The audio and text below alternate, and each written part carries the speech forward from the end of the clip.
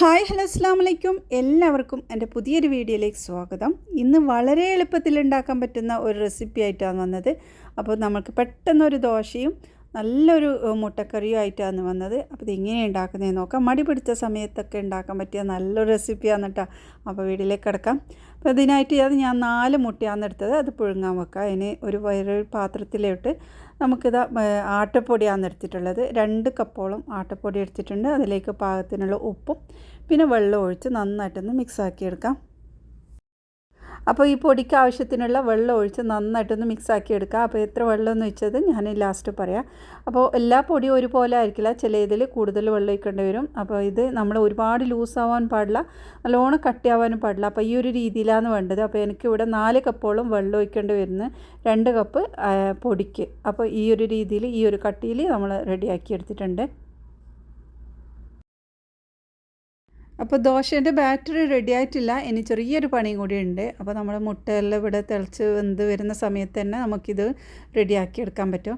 അപ്പോൾ ഒരു പാനിലോട്ട് കുറച്ച് വെളിച്ചെണ്ണ ഒഴിച്ചു കൊടുത്തിട്ടുണ്ട്. ഇതിലേക്ക് 1/2 ടീസ്പൂൺ ചെറിയ ജീരകം ഇട്ടിട്ടുള്ളത്, പിന്നെ 1 ടീസ്പൂൺ ഉഴുന്നും ചേർത്തിട്ടുണ്ട്. പിന്നെ നമ്മൾ ഇതിലേക്ക് ഒരു പച്ചമുളക് ഒന്ന് നന്നായി ചെറുതായി കട്ട് ചെയ്തിട്ട് ഇട്ട് കൊടുക്കാം.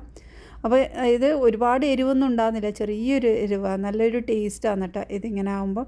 അപ്പോൾ അത് ഇട്ടിട്ടുണ്ട്. എന്നിട്ട് നന്നായിട്ടൊന്ന് പോലെ ഇളക്കിയെടുക്കാം. ഇനി ഇതിലോട്ട് ഞാനിത് കുറച്ച് സവാളയാണ് ചേർക്കുന്നത്. 1/2 കപ്പോളം സവാളയും ചേർത്ത് കൊടുക്കാം. ഇപ്പോൾ നമുക്ക് ഒരുപാട് സവാള വേണമെന്നുണ്ടെങ്കിൽ കൂടുതൽ എടുക്കാം കേട്ടോ. അപ്പോൾ നല്ല ചെറുതായി പൊടിയായിട്ട് കട്ട് ചെയ്യണം. അപ്പോൾ ചോപ്പറിലിട്ട് നമുക്കൊന്ന് കറക്കിയെടുക്കാം. അപ്പോൾ അത് ഒന്ന് വാടിയെടുത്ത സമയത്ത് നമുക്കിതിലേക്ക് ചേർത്ത് കൊടുക്കാം. അപ്പോൾ സവാള ഇതുപോലെ വഴറ്റാതെയും നമ്മൾ ഇതിലേക്ക് ചേർക്കാറുണ്ട് കേട്ടോ. സാധാരണ നമ്മളിത് സവാള ചെറുതായി കട്ട് ചെയ്തിട്ട് അത് ഡയറക്റ്റായിട്ട് ഇങ്ങനെ ഉപയോഗിക്കാം, അല്ല ഇതുപോലെ വാട്ടിയിട്ട് ഒന്ന് വഴറ്റിയെടുത്തതിന് ശേഷം ഉപയോഗിക്കാം കേട്ടോ. പിന്നെ ഞാൻ ഇതിലേക്ക് തേങ്ങയും കൂടി ചേർക്കാറുണ്ട്. തേങ്ങ ആവശ്യമില്ലെങ്കിൽ നമ്മൾക്ക് ഒഴിവാക്കാം. തേങ്ങ ഇടുമ്പം ഇതിൻ്റെയൊക്കെ ഒരു ടേസ്റ്റ് വ്യത്യാസം, ചെറിയ ചെറിയ വ്യത്യാസം ഉണ്ടാവും കേട്ടോ. അപ്പോൾ അത് ഇഷ്ടമുള്ളവർ തേങ്ങയും കൂടി ചേർത്ത് കൊടുക്കാം. അപ്പോൾ അതായത് എല്ലാം ഇട്ട് നന്നായിട്ടൊന്ന് മിക്സാക്കിയെടുക്കാം. അപ്പോൾ പാകത്തിനുള്ള ഉപ്പും കൂടി ചേർത്തിട്ട് വേണം കേട്ടോ മിക്സാക്കി എടുക്കാൻ. ഇനി ഇതാ പാൻ വെച്ചിട്ടുണ്ട്. പാൻ നല്ല ചൂടായ സമയത്ത് നമുക്കിതിൽ നിന്ന് കുറച്ച് ബാറ്റർ ഇതിലേക്ക് ഒഴിച്ച് മാവ് ഇതിലേക്ക് ഒഴിച്ച് ഒന്ന് കറക്കിയെടുക്കാം. അപ്പോൾ നല്ല തിന്നാക്കാൻ പാടില്ല, ചെറിയ തടിയോട് കൂടിയിട്ടാണ് നമ്മളിത് ഉണ്ടാക്കേണ്ടത്. നമ്മുടെ ഈ ഒരു സവാളയിൽ ചേർത്തത് കൊണ്ട് തന്നെ കുറച്ച് തടിയെല്ലാം ഉണ്ടാകുമ്പോൾ അതിൻ്റെ ടേസ്റ്റ് ഉണ്ടാവും. പിന്നെ അതിൻ്റെ മുകളിലോട്ട് കുറച്ചും കൂടെ ഞാൻ വെളിച്ചെണ്ണ ഒഴിച്ച് കൊടുക്കുന്നുണ്ട് കേട്ടോ. അപ്പോൾ അതും കൂടെ ഒഴിച്ച് ഒരു ഭാഗം നല്ല രീതിയിൽ വെന്ത് മരിഞ്ഞ സമയത്ത് നമുക്കിത് തിരിച്ചിട്ട് കൊടുക്കാം. കുറച്ച് കൂടുതൽ പൊരിഞ്ഞ് കിട്ടുന്നതായിരിക്കും ടേസ്റ്റ് കൂടുതൽ. അപ്പോൾ ടൈം ഉണ്ടെങ്കിൽ അങ്ങനെ ആക്കാം. അപ്പോൾ ഇതേപോലെ എല്ലാം റെഡിയാക്കി എടുക്കുന്നുണ്ട്. അപ്പോൾ നമ്മൾ ഈ ഒരു ദോശ ചുടുന്ന ഈ ഒരു സമയം മതി നമുക്ക് മുട്ടക്കറി ഉണ്ടാക്കാൻ. അപ്പോൾ അതാ 4 മുട്ടയാണ് ഞാൻ അതിനെടുത്തിട്ടുള്ളത്. അപ്പോൾ അതൊന്ന് കട്ട് ചെയ്തെടുക്കാം നമുക്ക്. അപ്പോൾ ഇതിൻ്റെ മഞ്ഞ എന്ന് നമ്മൾക്കിത് മാറ്റി വെക്കാം. അപ്പോൾ ഇതുപോലെ ഉണ്ടാക്കുമ്പോഴുണ്ടല്ലോ നല്ല കട്ടിയായിട്ടുണ്ടാവും നമ്മൾ ഈ ഒരു കറി. നല്ല ടേസ്റ്റാണ്, ദോശയുടെ കൂടിയാണ് ഇത് നല്ല കോമ്പിനേഷൻ ആയിട്ടുള്ളത്. അപ്പോൾ ദോശ അരി അരച്ചിട്ടുള്ള ആ ഒരു ദോശയായാലും ഗോതമ്പ് ദോശയായാലും നല്ല ടേസ്റ്റാണ് കേട്ടോ. അപ്പോൾ ഇതുപോലെ എല്ലാ മുട്ടയും ഞാൻ ഇതിൻ്റെ മഞ്ഞയൊക്കെ മാറ്റി വെക്കുന്നുണ്ട്. അപ്പോൾ ഇതാ മുട്ടയുടെ മഞ്ഞയെല്ലാം ഇതുപോലെ മാറ്റി വെച്ച ശേഷം നമ്മുടെ ഈ ഒരു വെള്ളം ഉണ്ടല്ലോ അത് നമുക്കൊന്ന് ചെറുതായി കട്ട് ചെയ്തെടുക്കാം.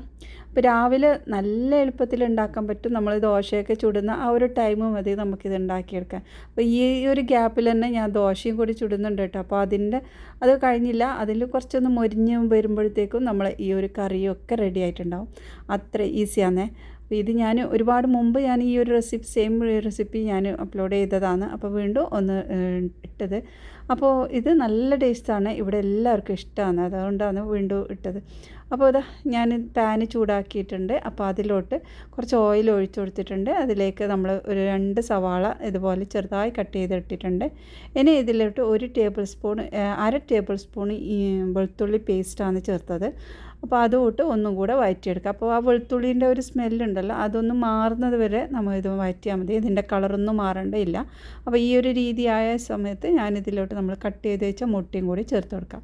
മുട്ടയുടെ വെള്ളയാണ് നമ്മൾ ചേർക്കുന്നത്. അപ്പോൾ ഇത് നല്ലോണം ഒരു മൊരിഞ്ഞ പോലെ അങ്ങനെ ആയെങ്കിലും പ്രശ്നമില്ല. ഒരു നല്ല രീതിയിൽ എണ്ണയിൽ ഇങ്ങനെ ഒന്ന് കുഴഞ്ഞ് നിൽക്കുന്ന അങ്ങനെയാണ് വേണ്ടത്.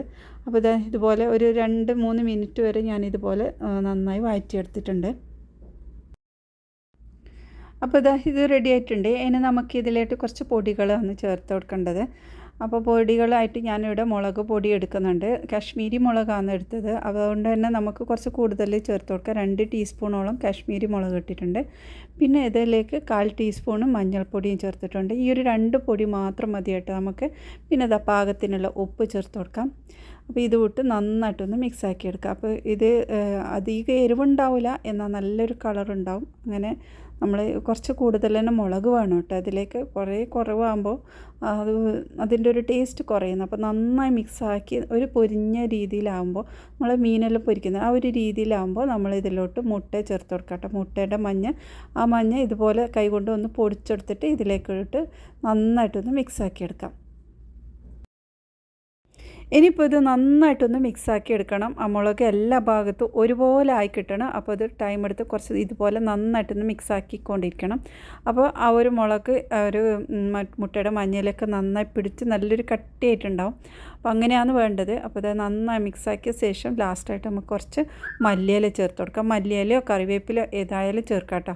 അപ്പോൾ മല്ലിയില ഞാനിവിടെ ചേർത്തത്. എന്നിട്ട് ഒന്നും കൂടെ മിക്സാക്കി എടുക്കാം. അപ്പോൾ നമ്മുടെ കറി ഇവിടെ റെഡി ആയിട്ടുണ്ട്. നല്ല ടേസ്റ്റാണ് ദോശയുടെ കൂടെ കഴിക്കാനും. അപ്പോൾ ഇത് എളുപ്പമാണ് ഉണ്ടാക്കിയെടുക്കാൻ. അപ്പോൾ നമ്മുടെ ദോശ ഇവിടെ റെഡി ആയിട്ടുണ്ട്. ദോശ റെഡിയാകുന്ന ആ ഒരു ടൈമിൽ തന്നെ നമ്മുടെ കറിയും ഇവിടെ റെഡിയായി. രാവിലെ സ്കൂളിൽ പോകുന്ന കുട്ടികൾക്കൊക്കെ ഇത് ഈസി ആയിട്ട് ഉണ്ടാക്കി കൊടുക്കാൻ പറ്റും. അപ്പോൾ ഇന്നത്തെ ഈ ഒരു റെസിപ്പി നിങ്ങൾക്ക് ഇഷ്ടമായിട്ടുണ്ടെങ്കിൽ ഒന്ന് സപ്പോർട്ട് ചെയ്യണേ. ഇനി അടുത്ത നല്ല റെസിപ്പിയുമായി വീണ്ടും വരാം. ബായ്.